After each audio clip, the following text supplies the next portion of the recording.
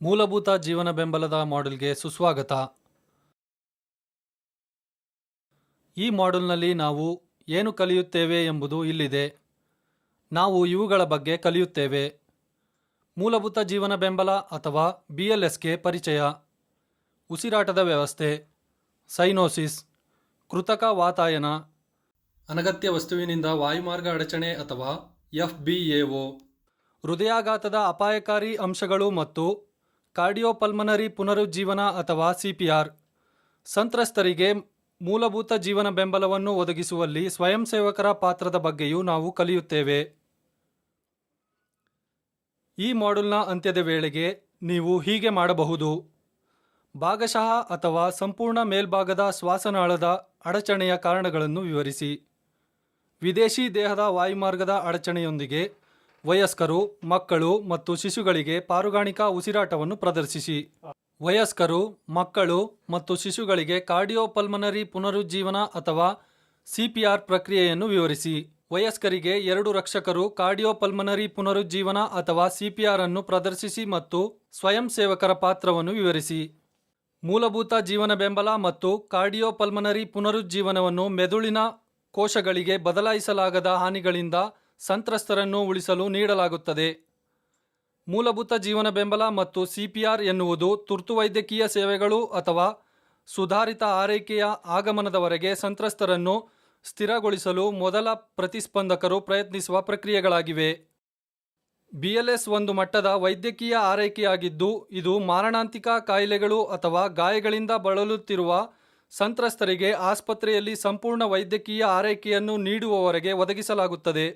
ತುರ್ತು ವೈದ್ಯಕೀಯ ತಂತ್ರಜ್ಞರು, ಅರೆ ವೈದ್ಯರು ಮತ್ತು ಅರ್ಹ ಪ್ರೇಕ್ಷಕರು ಸೇರಿದಂತೆ ತರಬೇತಿ ಪಡೆದ ವೈದ್ಯಕೀಯ ಸಿಬ್ಬಂದಿ ಇದನ್ನು ಒದಗಿಸಬಹುದು. ಮುಂದೆ ನಾವು ಮಾನವರಲ್ಲಿ ಉಸಿರಾಟದ ವ್ಯವಸ್ಥೆಯನ್ನು ಅರ್ಥಮಾಡಿಕೊಳ್ಳೋಣ. ಮಾನವರಲ್ಲಿ ಉಸಿರಾಟದ ವ್ಯವಸ್ಥೆಯು 4 ಘಟಕಗಳಿಂದ ಮಾಡಲ್ಪಟ್ಟಿದೆ. ಅವುಗಳೆಂದರೆ ವಾಯುಮಾರ್ಗ, ಮೇಲಿನ ಮತ್ತು ಕೆಳಗಿನ, ನರಸ್ನಾಯುಕ ವ್ಯವಸ್ಥೆ, ಮೆದುಳಿನಲ್ಲಿರುವ ಉಸಿರಾಟದ ಕೇಂದ್ರ, ಉಸಿರಾಟದ ಸ್ನಾಯುಗಳು ಮತ್ತು ಎರಡನ್ನೂ ಸಂಪರ್ಕಿಸುವ ನರಗಳು. ಅಲ್ವಿಯೋಲಿಗಳು ಕ್ಯಾಪ್ಲರಿಗಳಿಂದ ಆವೃತವಾಗಿವೆ. ಮೆದುಳು, ಥೋರಾಕ್ಸ್ ಮತ್ತು ಡಯಾಫ್ರಾಮ್ನಲ್ಲಿರುವ ಸ್ನಾಯುಗಳಿಗೆ ನರ ಸಂಕೇತಗಳನ್ನು ಕಳುಹಿಸುತ್ತದೆ. ಇದು ನಮಗೆ ಉಸಿರಾಡಲು ಕಾರಣವಾಗುತ್ತದೆ. ಪ್ರತಿ ಉಸಿರೆಳೆತದೊಂದಿಗೆ ಗಾಳಿಯನ್ನು ಶ್ವಾಸಕೋಶದ ಅಲ್ವಿಯೋಲಿಗೆ ಶ್ವಾಸನಾಳದ ಮೂಲಕ ಸಾಗಿಸಲಾಗುತ್ತದೆ. ಅಲ್ಲಿ ಆಮ್ಲಜನಕ ಮತ್ತು ಇಂಗಾಲದ ಡೈಆಕ್ಸೈಡ್ ಅನ್ನು ವಿನಿಮಯ ಮಾಡಲಾಗುತ್ತದೆ. ಉಸಿರಾಟದ ವ್ಯವಸ್ಥೆಯ ಸಂಯೋಜನೆಯಲ್ಲಿ ರಕ್ತ ಪರಿಚಲನಾ ವ್ಯವಸ್ಥೆಯು ಜೀವನಕ್ಕೆ ಅಗತ್ಯವಾದ ಆಮ್ಲಜನಕವನ್ನು ಪೂರೈಸುತ್ತದೆ ಮತ್ತು ದೇಹದಿಂದ ಇಂಗಾಲದ ಡೈಆಕ್ಸೈಡ್ ಅನ್ನು ತೆಗೆದುಹಾಕುತ್ತದೆ. ವ್ಯಕ್ತಿಯ ಉಸಿರಾಟವನ್ನು ಹೇಗೆ ನಿರ್ಣಯಿಸುವುದು ಎಂದು ನಾವು ಕಲಿಯೋಣ. ಉಸಿರಾಟದ ಉಪಸ್ಥಿತಿಯನ್ನು ನಿರ್ಣಯಿಸುವಲ್ಲಿ ನೀವು ನೋಡಿ, ಆಲಿಸಿ ಮತ್ತು ಅನುಭವಿಸಿ ಅಥವಾ LLF ವಿಧಾನವನ್ನು ಅನುಸರಿಸಬೇಕು. ಈಗ ನಾವು ಸಾಕಷ್ಟು, ಅಸಮರ್ಪಕ ಮತ್ತು ಗೈರು ಹಾಜರಿಯ ಉಸಿರಾಟದ ಬಗ್ಗೆ ಕಲಿಯೋಣ. ಇನ್ನಷ್ಟು ತಿಳಿಯಲು ಪ್ರತಿ ಪ್ರಕಾರವನ್ನು ಕ್ಲಿಕ್ ಮಾಡಿ. ಸಾಕಷ್ಟು ಉಸಿರಾಟ: ಪ್ರತಿ ಉಸಿರಿನೊಂದಿಗೆ ಎದೆ ಮತ್ತು ಹೊಟ್ಟೆಯ ಸರಿಯಾದ ಏರಿಕೆ ಮತ್ತು ಇಳಿಕೆ. ಗಾಳಿಯು ಬಾಯಿ ಅಥವಾ ಮೂಗಿನಿಂದ ಹೊರಬರುವುದನ್ನು ಕೇಳಬಹುದು ಮತ್ತು ಅನುಭವಿಸಬಹುದು. ಉಸಿರಾಟವು ಪ್ರಯತ್ನವಿಲ್ಲದ ಮತ್ತು ಉಸಿರಾಟವು ಸಾಕಷ್ಟು ವೇಗದಲ್ಲಿ ನಡೆಯುತ್ತದೆ. ಅಸಮರ್ಪಕ ಉಸಿರಾಟವು ಇದ್ದಾಗ ಎದೆ ಮತ್ತು ಹೊಟ್ಟೆಯ ಅಸಮರ್ಪಕ ಏರಿಕೆ ಮತ್ತು ಕುಸಿತ. ರೇಲ್ಸ್, ಸ್ಟ್ರೈಡರ್, ಶಿಳ್ಳೆ ಮತ್ತು ಮುಂತಾದವುಗಳೊಂದಿಗೆ ಉಸಿರಾಟವು ಗದ್ದಲದಂತಿರುತ್ತದೆ. ಹೆಚ್ಚಿದ ಉಸಿರಾಟದ ಪ್ರಯತ್ನ. ಸೈನೋಸಿಸ್ ಅಥವಾ ಚರ್ಮದ ನೀಲಿ ಬಣ್ಣ, ಅಸಮರ್ಪಕ ದರ ಮತ್ತು ಬದಲಾದ ಮಾನಸಿಕ ಸ್ಥಿತಿ. ಉಸಿರಾಟವಿಲ್ಲದಿರುವಾಗ ಎದೆ ಅಥವಾ ಕಿಬ್ಬೊಟ್ಟೆಯ ಚಲನೆ ಇರುವುದಿಲ್ಲ.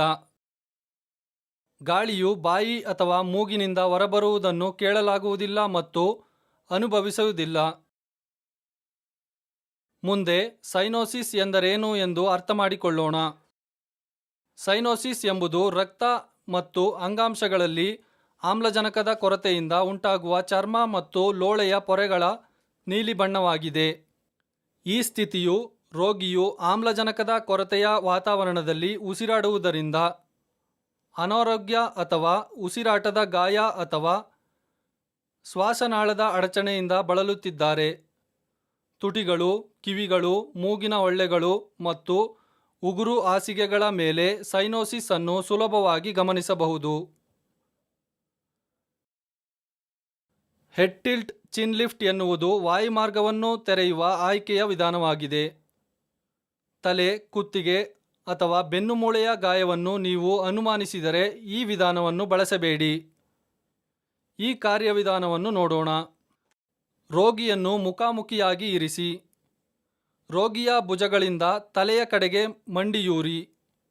ಒಂದು ಕೈಯನ್ನು ಹಣೆಯ ಮೇಲೆ ಇರಿಸಿ ಮತ್ತು ರೋಗಿಯ ದವಡೆಯ ಎಲುಬಿನ ಭಾಗದ ಕೆಳಗೆ ನಿಮ್ಮ ಇನ್ನೊಂದು ಕೈಯ ಬೆರಳ ತುದಿಯನ್ನು ಇರಿಸಿ.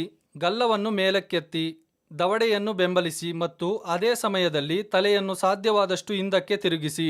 ಶಿಶುಗಳು ಮತ್ತು ಮಕ್ಕಳಿಗೆ ಅವುಗಳನ್ನು ಸ್ನಿಫಿಂಗ್ ಸ್ಥಾನದಲ್ಲಿ ಇರಿಸಿ. ಅತಿಯಾಗಿ ವಿಸ್ತರಿಸಬೇಡಿ. ಹೆಡ್ ಟಿಲ್ಟ್ ಚಿನ್ ಲಿಫ್ಟ್ ಮಾಡುವಾಗ ನೀವು ತೆಗೆದುಕೊಳ್ಳಬೇಕಾದ ಕೆಲವು ಅಗತ್ಯ ಮುನ್ನೆಚ್ಚರಿಕೆಗಳು ಇಲ್ಲಿವೆ. ರೋಗಿಯ ಬಾಯಿಯನ್ನು ಯಾವಾಗಲೂ ಸ್ವಲ್ಪ ತೆರೆದಿಡಿ. ರೋಗಿಯ ಕೆಳಗಿನ ತುಟಿಯನ್ನು ಹಿಡಿದಿಟ್ಟುಕೊಳ್ಳಲು ನಿಮ್ಮ ಹೆಬ್ಬೆರಳು ಬಳಸಿ.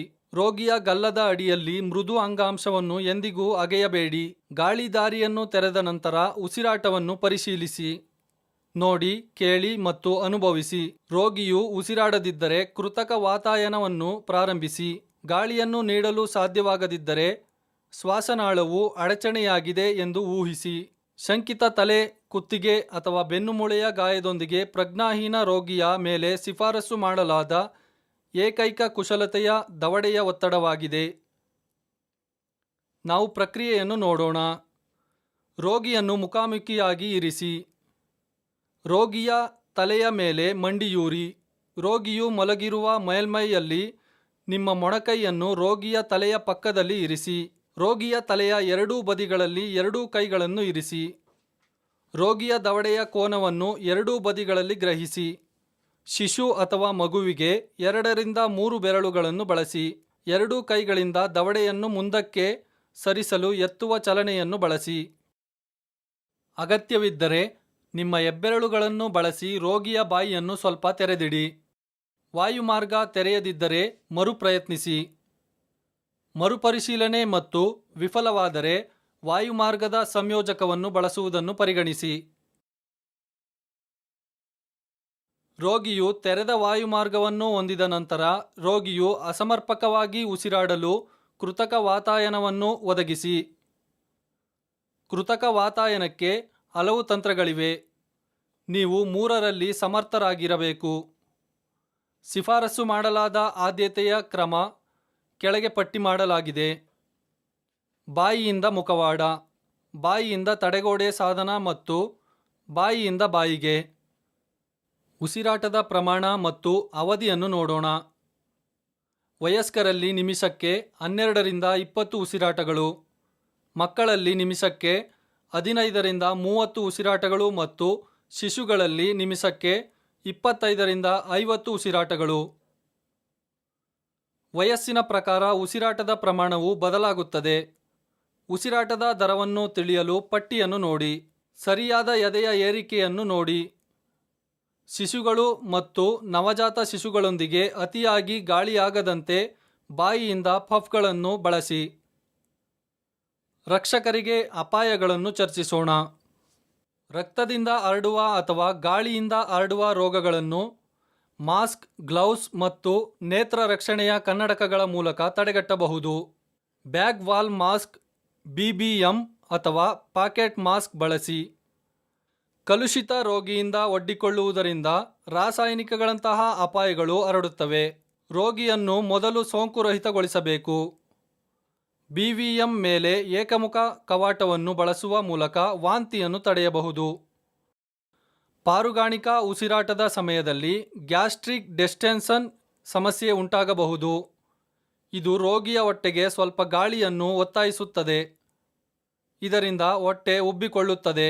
ರೋಗಿಯ ತಲೆಯನ್ನು ಸರಿಯಾಗಿ ಇರಿಸುವ ಮೂಲಕ ಗ್ಯಾಸ್ಟ್ರಿಕ್ ಡಿಸ್ಟೆನ್ಷನ್ ಅನ್ನು ತಪ್ಪಿಸುವ ಮೂಲಕ ಅಥವಾ ಕಡಿಮೆ ಮಾಡುವ ಮೂಲಕ ಮತ್ತು ತುಂಬ ಬಲವಾಗಿ ಅಥವಾ ತುಂಬ ತ್ವರಿತವಾದ ವಾತಾಯನವನ್ನು ನೀಡುವುದನ್ನು ತಪ್ಪಿಸುವ ಮೂಲಕ ಇದನ್ನು ತಡೆಯಬಹುದು. ಎದೆಯು ಸಮರ್ಪಕವಾಗಿ ಏರಲು ಕಾರಣವಾಗುವ ಪರಿಣಾಮವನ್ನು ಸೀಮಿತಗೊಳಿಸಬೇಕು. ನಾಡಿ ಮತ್ತು ಸಾಕಷ್ಟು ಉಸಿರಾಟ ಹೊಂದಿರುವ ರೋಗಿಗೆ ರೋಗಿಯನ್ನು ಚೇತರಿಕೆಯ ಸ್ಥಾನದಲ್ಲಿ ಇರಿಸಿ. ಈ ಸ್ಥಾನವು ಗುರುತ್ವಾಕರ್ಷಣೆಯನ್ನು ಬಳಸಿಕೊಂಡು ವಾಯುಮಾರ್ಗವನ್ನು ತೆರವುಗೊಳಿಸುತ್ತದೆ. ದ್ರವಗಳು ವಾಯುಮಾರ್ಗಕ್ಕೆ ಹರಿಯುವ ಬದಲು ಬಾಯಿಯಿಂದ ಹೊರಬರಲು ಅನುವು ಮಾಡಿಕೊಡುತ್ತದೆ. ಚೇತರಿಕೆಯ ಸ್ಥಾನವನ್ನು ಸಮರ್ಪಕವಾಗಿ ಉಸಿರಾಡುವ, ಪ್ರತಿಕ್ರಿಯಿಸದ, ಗಾಯಗೊಳ್ಳದ ರೋಗಿಯ ಮೇಲೆ ಬಳಸಬೇಕು. ಸಾರಿಗೆ ಬರುವವರೆಗೆ ರೋಗಿಯನ್ನು ಆ ಸ್ಥಾನದಲ್ಲಿ ಇರಿಸಿ. ಆಘಾತ ಅಥವಾ ಬೆನ್ನುಮೂಳೆಯ ಅಂದರೆ ಕುತ್ತಿಗೆ ಬೆನ್ನುಮೂಳೆಯ ಗಾಯವನ್ನು ಅನುಮಾನಿಸಿದರೆ ರೋಗಿಯನ್ನು ಚೇತರಿಕೆಯ ಸ್ಥಾನಕ್ಕೆ ಸ್ಥಳಾಂತರಿಸಬೇಡಿ. ಬಾಯಿಯಿಂದ ಮುಖವಾಡ ವಾತಾಯನ ವಿಧಾನವು ರೋಗಿಯ ಮೂಗು ಮತ್ತು ಬಾಯಿಯ ಸುತ್ತ ಮುದ್ರೆಯನ್ನು ರೂಪಿಸಲು ಏಕಮುಖ ಕವಾಟದೊಂದಿಗೆ ಪಾಕೆಟ್ ಫೇಸ್ ಮಾಸ್ಕ್ ಅನ್ನು ಬಳಸುತ್ತದೆ. ಇದು ಆದ್ಯತೆಯ ವಿಧಾನವಾಗಿದೆ ಏಕೆಂದರೆ ಇದು ರೋಗಿಯೊಂದಿಗೆ ನೇರ ಸಂಪರ್ಕವನ್ನು ನಿವಾರಿಸುತ್ತದೆ ಮತ್ತು ಒಡ್ಡಿಕೊಳ್ಳುವುದನ್ನು ತಡೆಯುತ್ತದೆ. ನಾವು ಕಾರ್ಯವಿಧಾನವನ್ನು ನೋಡೋಣ. ರೋಗಿಯ ಬಾಯಿ ಮತ್ತು ಮೂಗಿನ ಮೇಲೆ ಮುಖವಾಡವನ್ನು ಇರಿಸಿ. ಮೂಗಿನ ಮೇಲಿನ ಭಾಗ ಮತ್ತು ಗಲ್ಲದ ಮೇಲೆ ಅಗಲವಾದ ಭಾಗವನ್ನು ಇರಿಸಿ.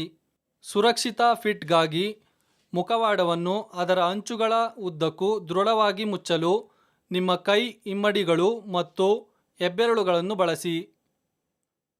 ಬಾಯಿಯಿಂದ ತಡೆಗೋಡೆ ಸಾಧನದ ವಾತಾಯನ ಪ್ರಕ್ರಿಯೆಯಲ್ಲಿ ತಡೆಗೋಡೆ ಸಾಧನಗಳ 2 ವಿಶಾಲ ವರ್ಗಗಳಿವೆ. ಅವು ಮುಖವಾಡಗಳು ಮತ್ತು ಕವಚಗಳು. ಹೆಚ್ಚಿನವು ಏಕಮುಖ ಕವಾಟವನ್ನು ಹೊಂದಿದೆ, ಆದರೆ ಯಾವುದೇ ನಿಶ್ವಾಸ ಪೋರ್ಟ್ ಹೊಂದಿಲ್ಲ. ರೋಗಿಯು ಉಸಿರಾಡುವಾಗ ಮುಖ ಕವಚದ ಸುತ್ತಲೂ ಸೋರಿಕೆಯಾಗುತ್ತದೆ. ರೋಗಿಯ ಬಾಯಿ ಮತ್ತು ಮೂಗಿನ ಸುತ್ತಲೂ ಮುಖ ಕವಚವನ್ನು ಇರಿಸಿ ಸಾಕಷ್ಟು ಮುದ್ರೆಯನ್ನು ಒದಗಿಸಿ. ಕುಶಲತೆಯನ್ನು ಬಳಸಿಕೊಂಡು ರೋಗಿಯ ವಾಯುಮಾರ್ಗವನ್ನು ತೆರೆಯಿರಿ. ಸರಿಯಾದ ದರ ಮತ್ತು ಆಳದಲ್ಲಿ ಉಸಿರಾಟವನ್ನು ತಲುಪಿಸಿ. ಎದೆಯ ಏರಿಳಿತವನ್ನು ಗಮನಿಸಿ. ರೋಗಿಯ ಉಸಿರಾಟವನ್ನು ಆಲಿಸಿ. ಬಾಯಿಯಿಂದ ಬಾಯಿಯ ವಾತಾಯನ ವಿಧಾನವನ್ನು ನೋಡೋಣ. ಸಾಂಕ್ರಾಮಿಕ ರೋಗಗಳಿಗೆ ತುತ್ತಾಗುವ ಅಪಾಯವು ಬಾಯಿಯಿಂದ ಬಾಯಿಯ ಗಾಳಿಯನ್ನು ನೀಡುವ ಸಂದರ್ಭದಲ್ಲಿ ತುಂಬ ಅಪಾಯಕಾರಿಯಾಗಿದೆ. ಈ ವಿಧಾನವನ್ನು ಬಳಸುವ ನಿರ್ಧಾರವು ವೈಯಕ್ತಿಕವಾಗಿದೆ. ಸಾಧ್ಯವಾಗಲೆಲ್ಲ ಮುಖಕವಚಗಳನ್ನು ಬಳಸಿ. ಕುಶಲತೆಯನ್ನು ಬಳಸಿಕೊಂಡು ರೋಗಿಯ ವಾಯುಮಾರ್ಗವನ್ನು ತೆರೆಯಿರಿ. ಗಾಳಿಯು ಹೊರಹೋಗುವುದನ್ನು ತಡೆಯಲು ಹಣೆಯ ಮೇಲೆ ಇಟ್ಟಿರುವ ಕೈಯಿಂದ ನಿಮ್ಮ ಹೆಬ್ಬೆರಳು ಮತ್ತು ತೋರು ಬೆರಳಿನಿಂದ ಮುಚ್ಚಿದ ರೋಗಿಯ ಮೂಗನ್ನು ನಿಧಾನವಾಗಿ ಅದುಮಿ. ಲಾರಿಂಜೆಕ್ಟಮಿಗೆ ಒಳಗಾದ ರೋಗಿಯನ್ನು ನೀವು ಎದುರಿಸಬಹುದು. ಈ ವ್ಯಕ್ತಿಯು ಸ್ಟೋಮಾವನ್ನು ಹೊಂದಿರುತ್ತಾನೆ. ಶ್ವಾಸನಾಳದಿಂದ ಕತ್ತಿನ ಮುಂಭಾಗದವರೆಗೆ ಶಾಶ್ವತ ತೆರೆಯುವಿಕೆ. ನೇರವಾದ ಬಾಯಿಯಿಂದ ಸ್ಟೋಮಾ ವಾತಾಯನವನ್ನು ನಿರ್ವಹಿಸಿ. ಈಗ ನಾವು CPR ಅಂದರೆ ಕಾರ್ಡಿಯೋಪಲ್ಮನರಿ ಪುನರುಜ್ಜೀವನವನ್ನು ಚರ್ಚಿಸುತ್ತೇವೆ. ಉಸಿರಾಟದ ಬಂಧನದ ಸಮಯದಲ್ಲಿ ಹೃದಯವು ಆಮ್ಲಜನಕವನ್ನು ಪರಿಚಲನೆ ಮಾಡುವ ಹಲವಾರು ನಿಮಿಷಗಳವರೆಗೆ ಪಂಪ್ ಮಾಡುವುದನ್ನು ಮುಂದುವರಿಸಬಹುದು. ಆರಂಭಿಕ ಹಸ್ತಕ್ಷೇಪವಿಲ್ಲದೆ ಉಸಿರಾಟದ ಬಂಧನವು ಹೃದಯ ಸ್ತಂಭನಕ್ಕೆ ಕಾರಣವಾಗಬಹುದು. ಒಮ್ಮೆ ಹೃದಯ ಸ್ತಂಭನ ಸಂಭವಿಸಿದಲ್ಲಿ ರಕ್ತ ಪರಿಚಲನೆ ಸ್ಥಗಿತಗೊಳ್ಳುತ್ತದೆ ಮತ್ತು ಪ್ರಮುಖ ಅಂಗಗಳು ಆಮ್ಲಜನಕದಿಂದ ವಂಚಿತವಾಗುತ್ತವೆ. ಉಸಿರಾಟ ಮತ್ತು ಹೃದಯ ಸ್ತಂಭನಗಳು ಒಟ್ಟಿಗೆ ಸಂಭವಿಸಿದಾಗ ರೋಗಿಯನ್ನು ಪ್ರಾಯೋಗಿಕವಾಗಿ ಸತ್ತ ಎಂದು ಪರಿಗಣಿಸಲಾಗುತ್ತದೆ. ರಕ್ತ ಪರಿಚಲನೆ ಇಲ್ಲದೆ 4 ರಿಂದ 6 ನಿಮಿಷಗಳಲ್ಲಿ ಮೆದುಳಿನ ಹಾನಿ ಪ್ರಾರಂಭವಾಗುತ್ತದೆ ಮತ್ತು 8 ರಿಂದ 10 ನಿಮಿಷಗಳ ನಂತರ ಹಾನಿಯನ್ನು ತಡೆಯಲಾಗುವುದಿಲ್ಲ. CPR ವ್ಯಕ್ತಿಯ ಹೃದಯ ಮತ್ತು ಶ್ವಾಸಕೋಶಗಳನ್ನು ಯಾಂತ್ರಿಕವಾಗಿ ಕೆಲಸ ಮಾಡುವ ಮೂಲಕ ವ್ಯಕ್ತಿಯನ್ನು ಪುನರುಜ್ಜೀವನಗೊಳಿಸಲು ಮತ್ತು ಜೈವಿಕ ಸಾವನ್ನು ತಡೆಯಲು ವಿನ್ಯಾಸಗೊಳಿಸಲಾದ ಎದೆಯ ಸಂಕೋಚನ ಮತ್ತು ಕೃತಕ ವಾತಾಯನಗಳ ಸಂಯೋಜನೆಯನ್ನು ಒಳಗೊಂಡಿರುತ್ತದೆ. CPR ಸಾಧ್ಯವಾದಷ್ಟು ಬೇಗ ಪ್ರಾರಂಭವಾಗಬೇಕು ಎಂಬುದು ಗಮನಿಸಿ. CPRಗೆ ತಯಾರಿ ನಡೆಸುವುದನ್ನು ನಾವು ಚರ್ಚಿಸೋಣ. ಸರಿಯಾದ ಮೌಲ್ಯಮಾಪನದಿಂದ ಪುನರುಜ್ಜೀವನದ ಅಗತ್ಯವನ್ನು ಸ್ಥಾಪಿಸುವವರೆಗೆ ಯಾವುದೇ ರೋಗಿಯು CPRಗೆ ಒಳಗಾಗಬಾರದು. CPR ಒದಗಿಸುವ ಮೊದಲು ನೀವು ನಿರ್ಧರಿಸಬೇಕು. ಪ್ರತಿಕ್ರಿಯಿಸದಿರುವುದು, ಉಸಿರಾಟದ ತೊಂದರೆ, ನಾಡಿ ಮಿಡಿತ. CPRಗಾಗಿ ಹಂತಗಳು ಇಲ್ಲಿವೆ. ಇನ್ನಷ್ಟು ತಿಳಿಯಲು ಪ್ರತಿ ಕಾರ್ಡ್ ಅನ್ನು ಕ್ಲಿಕ್ ಮಾಡಿ. ರೋಗಿಯನ್ನು ಕೇಳಿ, ನೀವು ಚೆನ್ನಾಗಿದ್ದೀರಾ? ನಿಮ್ಮ ಹೆಸರೇನು? ಅಥವಾ ರೋಗಿಯನ್ನು ಅಲ್ಲಾಡಿಸಿ ಬಡಿಯಿರಿ. ಪ್ರತಿಕ್ರಿಯಿಸದ ರೋಗಿಯನ್ನು ಸರಿಯಾಗಿ ಇರಿಸಿ. ಒಂದು ದೃಢವಾದ, ಸಮತಟ್ಟಾದ ಮೇಲ್ಮೈಯಲ್ಲಿ ದೇಹದ ಉದ್ದಕ್ಕೂ ತೋಳುಗಳನ್ನು ಹೊಂದಿರುವ ಅಂಗಾತವಾಗಿ ರಕ್ತದ ಹರಿವಿಗೆ ಸಹಕಾರಿಯಾಗುತ್ತದೆ. ಲಭ್ಯವಿದ್ದಾಗ ಸಕ್ರಿಯಗೊಳಿಸಲು ಬೇರೆಯವರಿಗೆ ಕೇಳಿ.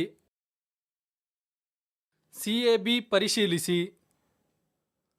ಸಿ ಸಂಕೋಚನಗಳನ್ನು ಸೂಚಿಸುತ್ತದೆ. ಸಂತ್ರಸ್ತನ ಎದೆಯ ಮಧ್ಯಭಾಗದಲ್ಲಿ ಗಟ್ಟಿಯಾಗಿ ಮತ್ತು ವೇಗವಾಗಿ ಅದುಮಿ. ಎ ವಾಯುಮಾರ್ಗವನ್ನು ಉಲ್ಲೇಖಿಸುತ್ತದೆ.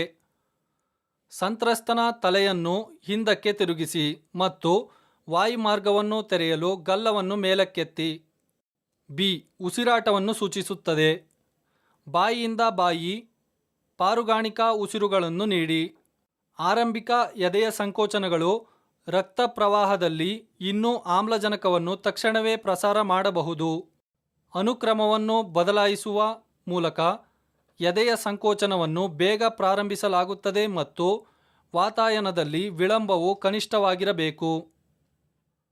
ನಾಡಿ ಮಿಡಿತವನ್ನು ಪರಿಶೀಲಿಸಿ.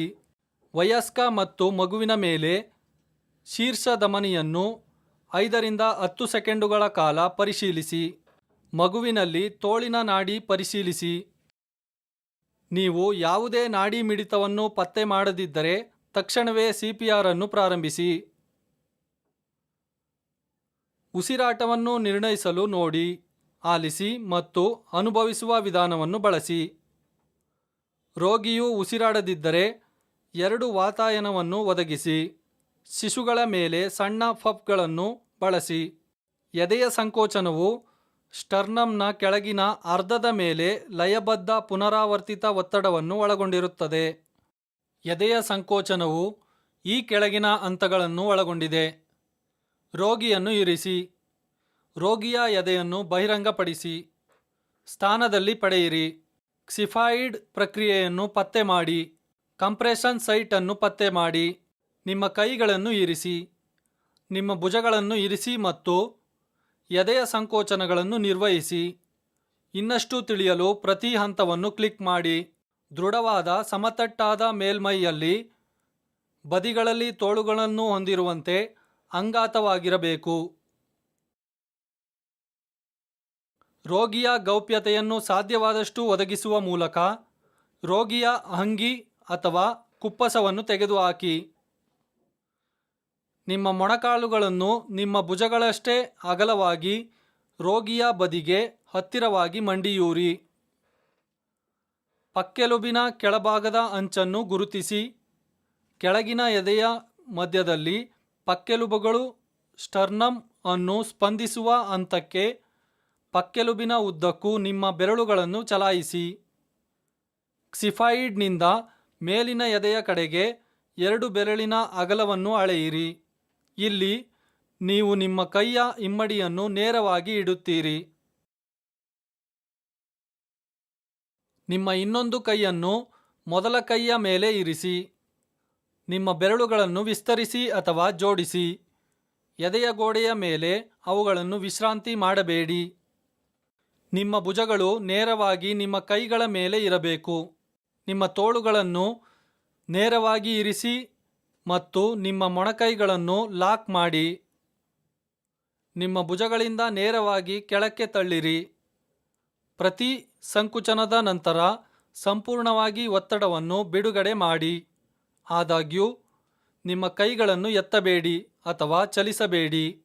ಇಲ್ಲವಾದರೆ ನೀವು ಸರಿಯಾದ ಸ್ಥಾನವನ್ನು ಕಳೆದುಕೊಳ್ಳುತ್ತೀರಿ. ನೀವು ಸಂಕೋಚನಗಳನ್ನು ನಿರ್ವಹಿಸುವಾಗ ಎಣಿಸಿ. 8 ವರ್ಷ ಮತ್ತು ಅದಕ್ಕಿಂತ ಹೆಚ್ಚಿನ ವಯಸ್ಕರ CPR ಸಾರಾಂಶ. ಸಂಕೋಚನದ ಆಳ 5 ರಿಂದ 6 ಸೆಂಟಿಮೀಟರ್. ಸಂಕೋಚನದ ದರ ನಿಮಿಷಕ್ಕೆ 100 ರಿಂದ 120. ಪ್ರತಿ ವಾತಾಯನ 4 ರಿಂದ 5 ಸೆಕೆಂಡು. ನಾಡಿ ಸ್ಥಳ ಶೀರ್ಷಧಮನಿ, ಅಪಧಮನಿ. 1 ರಕ್ಷಕ ಸೈಕಲ್. 30 ಸಂಕೋಚನಗಳು, 2 ಉಸಿರಾಟಗಳು. 2 ರಕ್ಷಕ ಸೈಕಲ್. 30 ಸಂಕೋಚನಗಳು, 2 ಉಸಿರಾಟಗಳು. ಶಿಶುಗಳು ಮತ್ತು ಮಕ್ಕಳಿಗೆ ಸಿಪಿಆರ್ ಎದೆಯ ಸಂಕೋಚನಗಳನ್ನು ನೋಡೋಣ. ಶಿಶುಗಳು ಮತ್ತು ಮಕ್ಕಳಿಗೆ ಹೃದಯ ಸ್ತಂಭನವು ಹೃದಯ ಸಮಸ್ಯೆಗಳಿಂದ ವಿರಳವಾಗಿ ಉಂಟಾಗುತ್ತದೆ. ಸಾಮಾನ್ಯವಾಗಿ ಗಾಯಗಳು, ಉಸಿರುಗಟ್ಟುವಿಕೆ, ಹೊಗೆ ಉಸಿರಾಡುವಿಕೆ, ತುಂಬ ಕಡಿಮೆ ಆಮ್ಲಜನಕ, ಹೈಪೋಕ್ಸಿಯಾ ಇತ್ಯಾದಿ ಕಾರಣಗಳಿಂದಾಗಿ. ಈ ಕಾರಣಕ್ಕಾಗಿ ನೀವು ಇಎಂಎಸ್ ವ್ಯವಸ್ಥೆಯನ್ನು ಸಕ್ರಿಯಗೊಳಿಸುವ ಮೊದಲು ನೀವು ಒಬ್ಬಂಟಿಯಾಗಿದ್ದರೆ 1 ನಿಮಿಷದವರೆಗೆ ಶಿಶು ಮಗುವನ್ನು ಪುನರುಜ್ಜೀವನಗೊಳಿಸಬೇಕು. ಶಿಶುಗಳು ಮತ್ತು ಮಕ್ಕಳಿಗಾಗಿ ಸಿಪಿಆರ್ ಚೆಸ್ಟ್ ಕಂಪ್ರೆಷನ್ಗಳ ಹಂತಗಳನ್ನು ನಾವು ನೋಡೋಣ. ಅವುಗಳೆಂದರೆ: ರೋಗಿಯನ್ನು ಇರಿಸಿ, ರೋಗಿಯ ಎದೆಯನ್ನು ಬಹಿರಂಗಪಡಿಸಿ, ಕಂಪ್ರೆಷನ್ ಸೈಟ್ ಅನ್ನು ಪತ್ತೆ ಮಾಡಿ ಮತ್ತು ಎದೆಯ ಸಂಕೋಚನಗಳನ್ನು ನಿರ್ವಹಿಸಿ. ಪ್ರತಿಯೊಂದು ಹಂತವನ್ನು ವಿವರವಾಗಿ ನೋಡೋಣ. ರೋಗಿಯ ಸ್ಥಾನವು ದೃಢವಾದ ಸಮತಟ್ಟಾದ ಮೇಲ್ಮೈಯಲ್ಲಿ ಅಂಗಾತವಾಗಿರಬೇಕು ಮತ್ತು ಬದಿಗಳಲ್ಲಿ ತೋಳುಗಳನ್ನು ಹೊಂದಿರಬೇಕು. ರೋಗಿಯು ಶಿಶುವಾಗಿದ್ದರೆ ಅವನನ್ನು ಅಥವಾ ಅವಳನ್ನು ನಿಮ್ಮ ಮುಂದೋಳಿನ ಮೇಲೆ ಇರಿಸಿ. ತಲೆಯನ್ನು ಬೆಂಬಲಿಸಲು ನಿಮ್ಮ ಅಂಗೈ ಬಳಸಿ.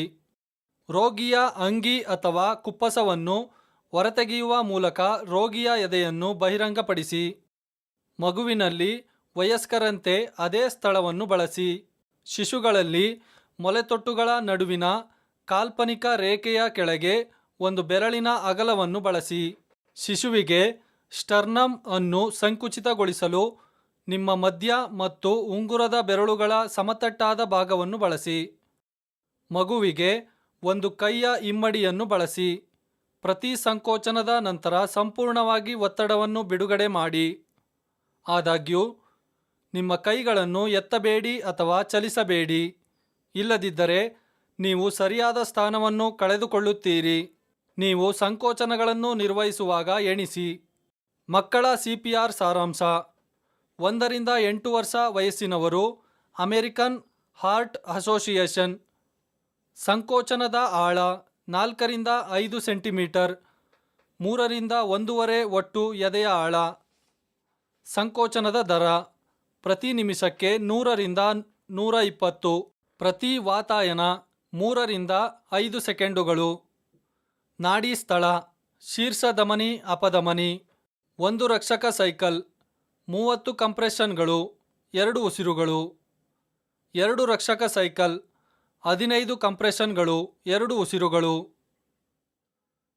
ಶಿಶು ಸಿಪಿಆರ್ ಸಾರಾಂಶ: 1 ವರ್ಷ ವಯಸ್ಸಿನ ಮತ್ತು ಅಮೆರಿಕನ್ ಹಾರ್ಟ್ ಅಸೋಸಿಯೇಷನ್ ಅಡಿಯಲ್ಲಿ ಸಂಕೋಚನದ ಆಳ 3 ರಿಂದ 4 ಸೆಂಟಿಮೀಟರ್ ಅಥವಾ 1 ರಿಂದ 1.5 ಇಂಚುಗಳು, 3 ರಿಂದ 1.5 ಒಟ್ಟು ಎದೆಯ ಆಳ. ಸಂಕೋಚನದ ದರ ಪ್ರತಿ ನಿಮಿಷಕ್ಕೆ 100 ರಿಂದ 120 ಅಥವಾ ಹೆಚ್ಚು. ಪ್ರತಿ ವಾತಾಯನ 3 ರಿಂದ 5 ಸೆಕೆಂಡುಗಳು. ನಾಡಿ ಸ್ಥಳ: ಬ್ರಾಚಿಯಲ್ ಅಪಧಮನಿ. 1 ರಕ್ಷಕ ಸೈಕಲ್, 30 ಕಂಪ್ರೆಷನ್ಗಳು, 2 ಉಸಿರುಗಳು. 2 ರಕ್ಷಕ ಸೈಕಲ್, 15 ಕಂಪ್ರೆಷನ್ಗಳು, 2 ಉಸಿರುಗಳು. ಯಶಸ್ವಿ ಸಿಪಿಆರ್ನ ಕೆಲವು ಚಿಹ್ನೆಗಳನ್ನು ನೋಡೋಣ. ಯಶಸ್ವಿ ಸಿಪಿಆರ್ ಎಂದರೆ ರೋಗಿಯು ಬದುಕುಳಿಯುತ್ತಾನೆ ಎಂದಲ್ಲ, ನೀವು ಅದನ್ನು ಸರಿಯಾಗಿ ನಿರ್ವಹಿಸಿದ್ದೀರಿ ಎಂದರ್ಥ. ACLS ಪಡೆಯದಿದ್ದರೆ ಕೆಲವೇ ರೋಗಿಗಳು ಬದುಕುಳಿಯುತ್ತಾರೆ. ಕೆಲವು ನಿರ್ಣಾಯಕ ನಿಮಿಷಗಳ ಕಾಲ ಜೀವಕೋಶಗಳು ಮತ್ತು ಅಂಗಗಳ ಸಾವನ್ನು ತಡೆಯುವುದು ಸಿಪಿಆರ್ನ ಗುರಿಯಾಗಿದೆ. ಸಿಪಿಆರ್ ಪರಿಣಾಮಕಾರಿಯಾಗಿದೆಯೇ ಎಂದು ನಿರ್ಧರಿಸಲು ಸಿಪಿಆರ್ ಉದ್ದಕ್ಕೂ ರೋಗಿಯ ಸ್ಥಿತಿಯನ್ನು ಮೇಲ್ವಿಚಾರಣೆ ಮಾಡಬೇಕಾಗುತ್ತದೆ. ಸಂಕೋಚನದ ಸಮಯದಲ್ಲಿ ಯಾರಾದರೂ ನಾಡಿ ಮಿಡಿತವನ್ನು ಅನುಭವಿಸುತ್ತಾರೆ. ಪ್ರತಿ ಸಂಕೋಚನದೊಂದಿಗೆ ನಾಡಿ ಸ್ಪರ್ಶವಾಗಿರಬೇಕು. ಪ್ರತಿ ವಾತಾಯನದೊಂದಿಗೆ ಎದೆಯು ಏರಬೇಕು ಮತ್ತು ಇಳಿಯಬೇಕು. ಸಾಮಾನ್ಯವಾಗಿ ಪ್ರತಿಕ್ರಿಯಿಸಲು ಪ್ರಾರಂಭಿಸಬಹುದು. ರೋಗಿಯ ಚರ್ಮದ ಬಣ್ಣ ಸುಧಾರಿಸಬಹುದು. ರೋಗಿಯು ಚಲಿಸಲು ಪ್ರಯತ್ನಿಸಬಹುದು ಮತ್ತು ನುಂಗಲು ಪ್ರಯತ್ನಿಸಬಹುದು ಮತ್ತು ಹೃದಯ ಬಡಿತ ಹಿಂತಿರುಗಬಹುದು. ಕೆಲವು ತೊಡಕುಗಳನ್ನು ನೋಡೋಣ.